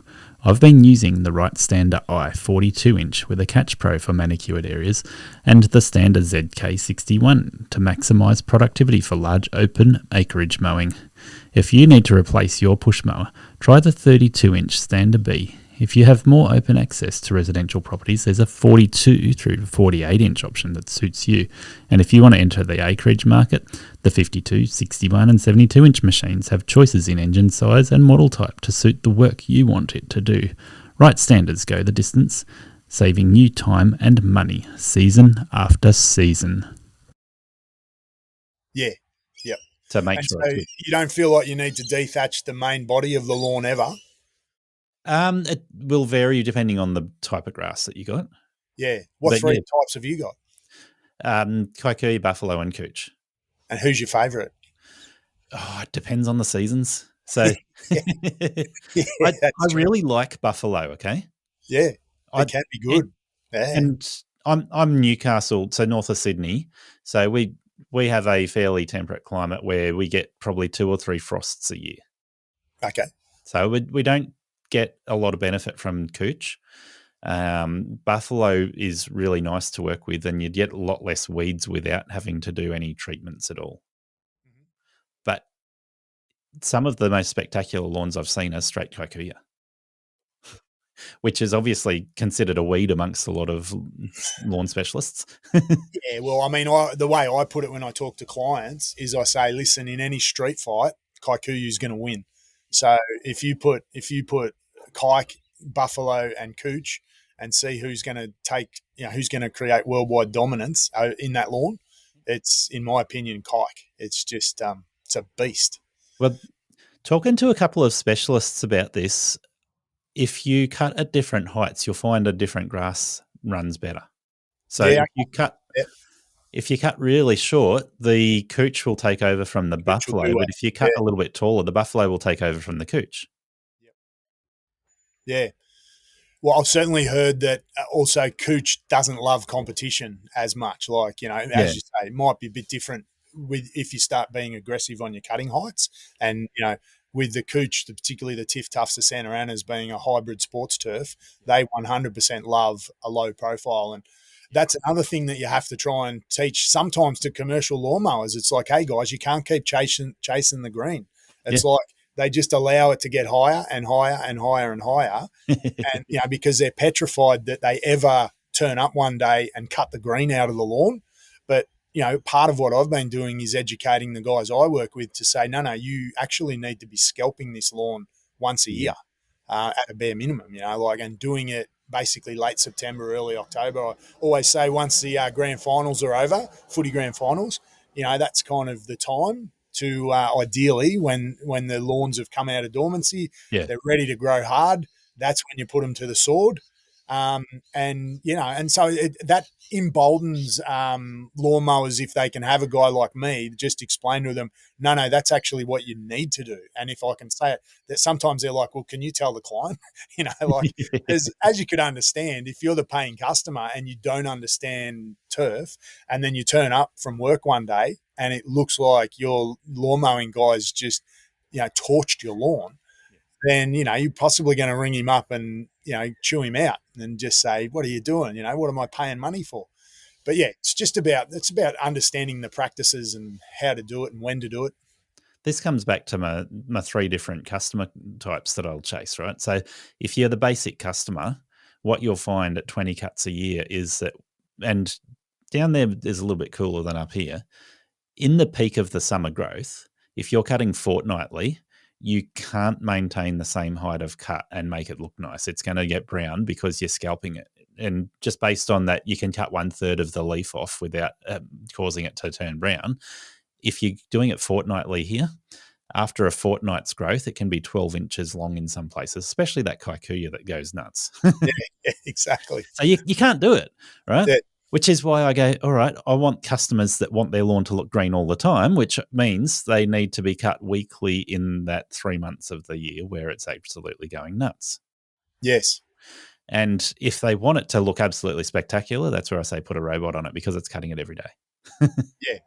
And that's what I say. I can definitely see some of the benefits to the robots. So, you know, and you've had a lot more experience at it than I do. And if you've managed to keep it nice and low profile, I'm not surprised that you're getting such good results. Yeah, but you know, I guess it depends what sort of lawn it is as well. There was a kikuyu lawn that, you know, the robots have been on, and it's almost like once you let it go, I don't know if he had him break down on him for a while. And yeah, so if it's not consistently cutting every day, if it breaks down and needs a service for a couple of weeks, there's problems there too. Like, you know, how do you put it back on to a big bushy lawn after it's had a 2-week, you know, break because it's been in the workshop, things like that. Yeah, so if you have human interaction every now and then is my point. If you have a robot that has been oversold, then you're going to have problems like that. And obviously you're going to have downtime where a robot needs to take repairs or needs to be replaced or whatever, and those issues come up again. But frequently you'll find a lawnmower dealer has sold a robot to a customer and said, this robot's capable of doing 3,000 square meters, and the customer puts it on 3,000 square meters and finds it doesn't keep up. Yeah, okay, yeah. So the ideal conditions for that robot to do 3,000 square meters, and I just pick that number because there's a bunch of robots that have been designed around that parameter. Mm-hmm. If it's designed to maintain 3,000 square meters of lawn, then it's on the basis of that lawn being treated like the golf green. If we go back to that analogy about everyone's lawn is not actually a golf green. Okay, it's watered a certain amount, it's fertilized a certain amount, and it's all on sand, which means the water runs off really quickly and doesn't hang around. Uh-huh. So on your golf green, your ideal turf means that your robot's going to cut, and golf greens get cut daily, so that's a little bit different. A robot, if it's set up well, will be cutting daily. Mm-hmm. What they base their 3,000 square meters on is cutting 2 to 3 times a week. Oh, okay. So you can see in my area where we get tropical growth, Cairns is obviously a lot worse. Yeah. But in your area, you'll still find this. If you've got a really nutrition dense soil and a lot of rain, the grass is growing too quick for the robot to keep up with when they've sold it as a 3,000 square meter robot. That makes sense. Again, it all comes down to the parameters, doesn't it? On what you sort of putting to work, and like you can't as I said earlier, turning up to a knife fight with a gun or vice versa. Yeah. You got to know what you got to get the right tool for the job. Yeah. So I typically will tell people if they're looking for a robot and it says it can do 3,000 square meters and you put it on a 3,000 square meter lawn, any variable changes, you're going to have a problem. If you put it on a 1,500 to 2,000 square meter lawn, you've got a lot of room, a lot of buffer zone before you have problems. Yep. And I've done that. I sold a robot for a customer that was capable of doing 3,000 square meters, and it was looking after 900 square meters. And they have not called me to say they've got a problem other than when the wire broke. And have you got a favourite brand of robot mower that you would advise? Look, there's probably a couple that you should steer clear of, but overall they all do a pretty good job. That's just more a case of looking at what your needs are for a robot and whether the brand offers something that suits your needs. So I like the Segway robots. I think they're building really good quality and really good price point for their robots. Okay. But every brand offers something, and you'll find, say, Cress targets the commercial market a lot. Husqvarna has the name of being around forever, so they've got the reputation from being there forever. Luber has the reputation for building robots that are all-wheel drive, meaning they can handle the slopes better than some of the other brands. Yep. And then you've got Mobot, the cheap Chinese mowers that are brought into Australia and sold by a guy online only, and they do a reasonable job for what they are. Yeah, okay. But there's always do you have to put wires down, or do they work this day and age off like a sat nav or something like that, so they know where to mow and where not to? So you need to go back about 2 episodes and listen to an interview I just did with Robot Mowers Australia. Yeah, okay. Yeah. Dirk from Robot Mowers Australia, he and I have been friends for the last 3 years, and he can tell you all about it. But the majority of robotic mower brands now have a option that doesn't need the wire in the ground, and fairly price competitive too. Yeah. So they're almost running off a little Bluetooth sat nav or something, are they? Oh, look, the technical term is RTK GPS, and what it means is it has an extra GPS receiver beside the base station, or if it's a brand like Cress or Echo, they run a GPS receiver at your dealer, and then that talks via a phone SIM back to the robot. But it gives you an extra triangulation that allows it to be accurate down to 1 centimeter. Yeah, for sure. So you can imagine you got the robot looking at the sky with GPS, and it goes, all right, there's 16 GPS satellites up there. I can triangulate fairly accurately from those 16 satellites. But in reality, that is scrambled a little bit by the military. You get about a 4 meter accuracy. Yeah, okay. If you've got another GPS base station sitting in the yard or at the dealer, then it talks to the robot and it goes, I'm receiving these signals from the sky, you're receiving those signals from the sky, and we are this far apart, therefore this is where you are. Yep. Down to 1 centimeter. Yeah, that's amazing. Yeah, and as you say, I mean, different results from different lawn types. Yes. With those mowers, actually, I was thinking when you said, the Kikuyu runners when they, they just go ballistic in the growth season. Yep. It just reminded me that like one of the tricks that we have in our bag of tricks is we can manipulate that Kikuyu, because you were saying some Kikuyu lawns can be really beautiful. Yeah. And, plant growth regulators and things like that, they're the sorts of things that we can bring to the party. Yes. And, I'm really looking forward to working with those again this spring. Yep. For the fact that, you can really just reduce the leaf density, make it smaller, tighter, closer to Cooch in its look, like an impersonator, like Kikuyu impersonating Cooch. Do you run PGR in all of your mixes through summer, or are you only doing that as an extra add-on through a separate tank? Yeah, it's more like an add-on. Yeah, and again, it comes down to, it's not a cookie cutter. It's, depending on the lawn, the client, what we need to achieve. Yeah. But yeah, that's just some of the things that we can. Yeah, it's good to know that there's a few different ways you can approach a situation, and Yes. like that. If you can just, at the end of the day, if we can get those results, the wow factor is what we're after, obviously. Yeah, I've had a local body corporate ask for a quote on, and with those issues in mind, robot mower, so they can ditch their employee that comes out and runs a ride-on mower over their miniature golf course, Okay. and then PGR to make it so the robot can keep up. Yeah.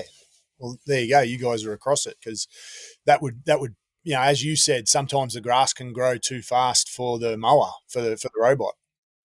Yeah, and likewise for a contractor that's turning up fortnightly, it just, in my area, and I'm sure you would see it at times as well, but in my area, it's just a given the last 3 seasons that the lawns are going to get ugly. Okay. Tell me more about that. Like, what do you mean by that? It's an easy upsell to go to the customer and say, if you want your lawns to look nice all year round, then 3 months of summer, we cut weekly instead of fortnightly. Yeah. Okay. And the reason being is what we were saying before. If you're cutting weekly, you're cutting less off the top of the lawn and it keeps it tidier. Yep. Less 100%. less thatch, less sponge, less mess. And Yes. I can keep on mulching instead of catching. Yeah. Yeah, exactly. So yeah, your setup personally is you can kind of you can do some of what we do, can you? Yes, I don't delve into it too much, but I do the basics. I cover broadleaf treatments and fertilizing. I've steered clear of PGR. Why's that? Leave it to somebody else. Leave it to Coochie. So an expert that wants it, that knows what they're doing, and they get it right. So yeah, if you're going to apply PGR to there's something the size of a sports field, you're not talking $100 a fortnight. Yeah. You're talking a lawn that needs to be looked after and treated decently, and a greenkeeper is involved, or a specialist like yourself is involved. Yep. So yeah, nice. I don't need to do that when I can play silly games with an excavator. Yeah. Oh, so you've still got the excavator? No, I got rid of it. After 2 seasons, I realised that was not a good business decision. Yeah. Okay. And it works for some people. It just wasn't going to work for me. Yeah. Yeah, well, I mean, yeah, as I said to you before about my man Shane, who does the earth moving in jobs where I need, like, there was a job, for instance, which is a really good one, where the client, contacts Coochie HydroGreen, and they're like, oh, I want you to, sort out our lawns. I go out there in Mornington, it's 1,000 square meters of 100% dirt. Like, there isn't a lawn. I'm just like, well, I love your enthusiasm, mate, but I need something to anchor onto. So it was good because I was able to go, all right, you need irrigation, I got an irrigation guy. You need a earth mover to level everything out, I got that guy. You need a hydro seeder to get some grass down if you're not going to put instant turf, which he wasn't prepared to do. Yeah. Then you need Coochie. So it was good to be able to actually just project manage that with my network. And we're at the point now where we're obviously timing in with the seasons. The irrigation's gone in. Now, I'm going to wait until spring's about to kick off, and then I'll bring in this earth mover. And yeah, after watching that guy in action, like, I would never even try. Like, he is just so much better at it, and just got the know-how, and just, I'd break pipes and rip things up accidentally. I just know it. Yeah. Well, I've had residential customers ask me to do a single fertilizer treatment or a grub treatment, those sorts of things. And I'm like, yeah, I can do that. But like I said, I started with multi-grow. Yeah. And then I'm like, all right, there's better options out there. But also I've recognized that when they start wanting a quarterly treatment or a monthly treatment or a every other month treatment, I'm like, okay, are you currently using somebody like Coochie HydroGreen, or are you not doing anything at all, or where are you coming from and what do you want to spend? Because that is something where I go, okay, talk to Coochie HydroGreen rather than come and see me. Well, it's good in particular if the guy in your region is getting some really positive feedback as well. That's great to hear. Well, yeah, I was actually chasing a lawn aeration for a request, a quote that I was looking into, and I was like, all right, I don't want to go out there and do the lawn aeration. I rang 2 or 3 different lawn contractors in my area, and the predominant recommendation was talk to Coochie HydroGreen because he's the guy in our area that is renowned for doing a good job, and he does the aerations as well. So he doesn't just do the treatments, he offers the aerations. Yeah, nice one. And see, look, I think sometimes that's just a great way to broaden your appeal and maybe help to funnel people in to your core business. So that sounds pretty savvy by him. That's good. Definitely. And I think that's what we were talking about at the start. That's where businesses can come together, because you and I are working on the same part of the customer's property. Yep. And so is the bobcat operator or the excavator or the landscape construction guy, or, a multitude of different people. I can tackle all of those jobs, or I can go, no, I'll stick to the ones where I'm set up well. I do what I do well, and I'll call Nick when I want help with his aspect, or I'll call the other Nick when I want help with his aspect. yeah, that's right. 2 Nicks are better than one. You've probably heard that. Very good. Yeah, I'll remember that one. Yeah, well, actually, yeah, and that's my irrigation guy. He's a Nick as well. So, you have a bit of fun with that with the clients sometimes. That's because that's an important part as well, isn't it? Is that when you're chatting to the clients, trying to work out what's the best approach here. Is it just facts and figures and zero personality? Is it, having a bit of fun, teasing? Like you've got to have that ability, I guess, to judge who you're talking to and just get a bit of a feel as the conversation fleshes itself out as to how best to communicate with this person. Is which methodology, and can you loosen right up and have a bit of fun with them, or do you have to just keep it all about facts and figures? Yeah, that's what I find. Yeah, exactly. And I think it's important that you can go to the customer and go, okay, I'm here to help and do what I can. I can meet your needs. And here's Nick 1, here's Nick 2, here's Nick 3. Yeah, that's right. B1, B2, yeah. Well, bananas in pajamas, yeah. Well, and that too, yeah. My mechanic's name is Nick as well, so it's like, all right, got Nick the bobcat operator, Nick the mechanic, Nick Yes. Coochie. Yeah. I've even been called Nick the Greek, and, like obviously growing up in Coburg made me a target, and being a fruiterer and then making Greek-style dips and then owning my own spit roast so I can make the gyros. And to the point where, got Greek people talking Greek to me and I can't speak a word. Are you Greek? I'm like, no, I'm not Greek. I'm an apprentice. I'm an apprentice Greek. I appreciate all things Greek. I do. It's my favourite restaurant in Melbourne is Jim's Greek Tavern, actually, which is it's just a great experience if you ever find yourself in Melbourne and you need to have a fun night out. Yeah, rock into this old school double-story restaurant in Collingwood. Okay, and nothing but men work in the place. No women, all men just work there, all Greek men. Yeah. And there's no I was going to say recipe. There's no menu. And they literally just rock up and they're like, what do you want? Give you some dips, give you some olives, give you some saganaki, the hot cheese. We'll give you some octopus. You're very good. I'll leave it at that. I'll come back with it. And you're just like, oh, okay, no worries. And you're just in their hands. Yeah. And I love it, mate. It's great when you have an experience like that because it's a bit different to a regular restaurant.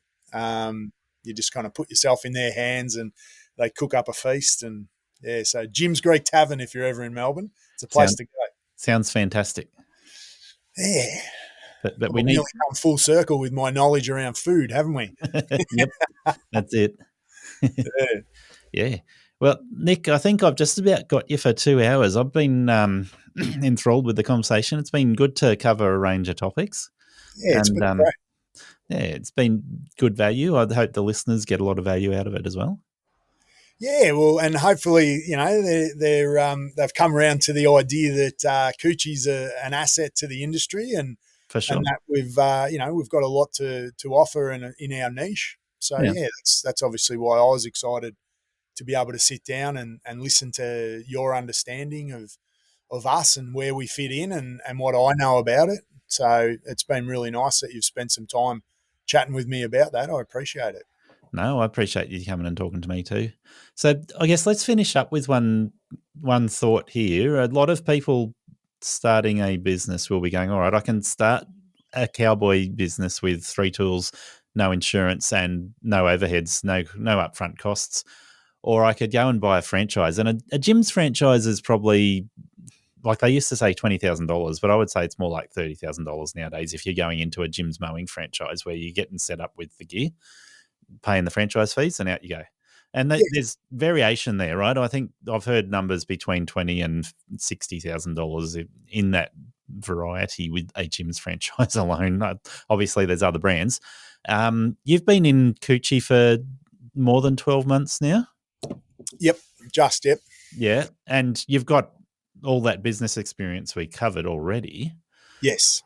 For people thinking about joining Coochie, what's your last thoughts on that before we hang up the call?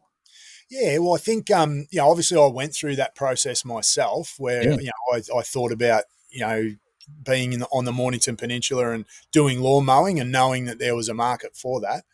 I was also just mindful of the idea of physically how hard I wanted to work. And I guess the idea of us rocking up in our truck and really just having to wrestle a 50-metre hose across our shoulders, which isn't much at all. Yep. And obviously just dragging that out from the reel. We've even got a little remote control so that, we obviously go to the furthest point, start spraying, and then we just keep, remote controlling our hose back in as we go. Yeah. So, it's good in that regard. Like, I guess you'd say, it's pretty easy on the body. And I guess, lawn mowing, it depends, are you pushing a mower, which at times can be quite strenuous, or are you on a ride-on mower? And so I understand that's probably not too hard. Yeah. But, and then you get a lot more dust on you when you're a lawnmower, you poor buggers, breathing in, especially in summer. It gets quite dusty at times. Normally, can't it? Up so the I guess I made a decision around the idea that I felt like, it was a niche and not as competitive as lawn mowing, so that appealed to me. Yep.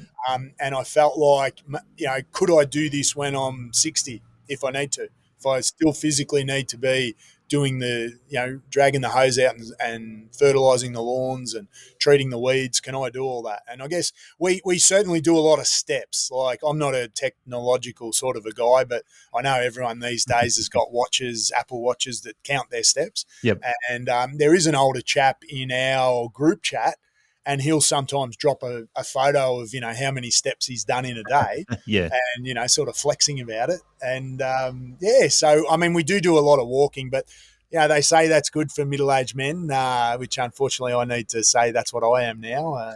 Never thought you'd hear me say that. But it's supposedly good for us to do a lot of walking at this age. And, so Coochie gives you that. You get to walk on a lot of grass, a lot of greens, and build up the steps. But it's not a physically demanding job. I think every job has its own fitness. Like, you'll find that you're grabbing, like, here's something here. Let me show you this. So you'll be grabbing, your kind of 10-litre, drums, like so. And, that's one of the many Coochie products that, we've just got to wrestle into the top of our, we've got a platform on top of the ute there. Yep. And so we sort of climb up on a ladder. So, you do a little bit of climbing, a little bit of pouring. You're kind of lifting 10 to 20 kilos for short periods of time. Yeah. It's a bit of a workout, I guess you'd say, but only in what I see as a sort of a healthy, well managed way. Yeah, fair enough. So how does it compare with a gym's franchise in terms of your upfront costs getting started? Save a little. Look, it's definitely more than, if you're saying gyms is 30 grand, it's more than that. But the earning potentials are higher as well. Yeah. So I guess everything's relevant. Yep, of course. and there's the fact that, basically there's no ceiling on how many customers you could manage in your district or in your territory. Yeah. Apart from the fact that, you can only run so many hours a day, and if you've only got one vehicle, but, some of our more successful franchisees have got multiple vehicles. Yep. They've got a team of people. And I think that's the other good thing I learned early on is the beauty of Coochie is you can either run it as a solo one-man business and Yep. make a really good living, or you can run it like, a business and have a team of people, Yeah. which you can't do day one, but as you build and become more popular and often it's about exposing your brand to the area so that, people even know you exist and they're like, oh, what is this Coochie? And, so that's been a good experience as well, to understand that we grab people's attention, but they don't fully understand who we are or what we do and what our service is. Yeah. So that's an important part whenever someone stops us or we end up in a conversation, is where we're always explaining to them, no, we don't mow lawns.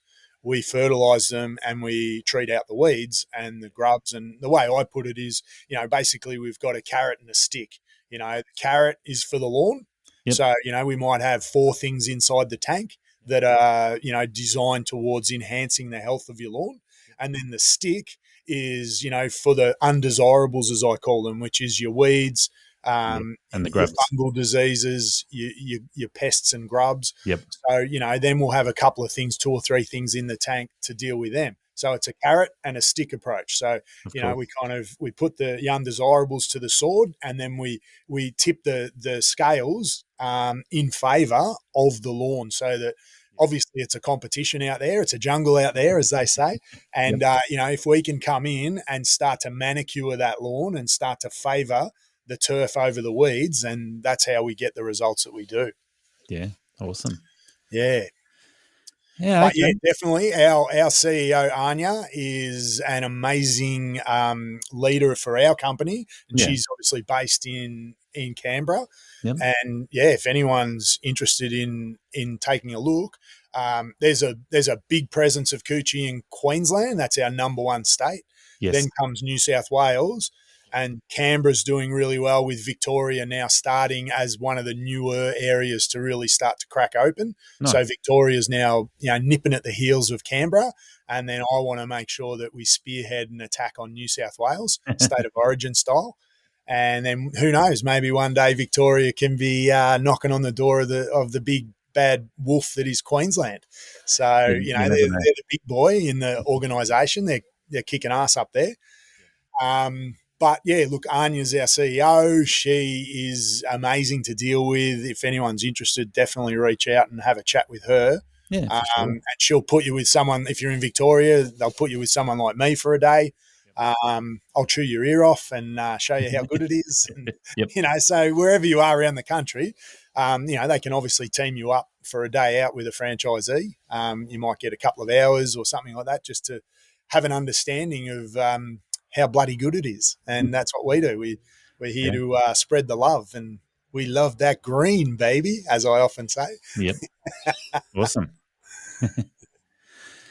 So, that's us in a nutshell. No worries. Well, look, thanks, Nick. I appreciate your time today. It's been great talking to you. Yeah, same, Gary. Thanks for exploring all the different nooks and crannies of, lawn care and business and, good restaurants. Yeah. Well, next time I'm in Melbourne, I'll give you a bell and we'll try and we'll meet up go there. to gyms and have some ouzo. Thank you for listening to Aussie Lawn Stars. Please remember to rate and review the show on the Apple Podcasts app or the player you use. Exciting new shows are released every Monday. Make sure you follow or subscribe to hear the next episode.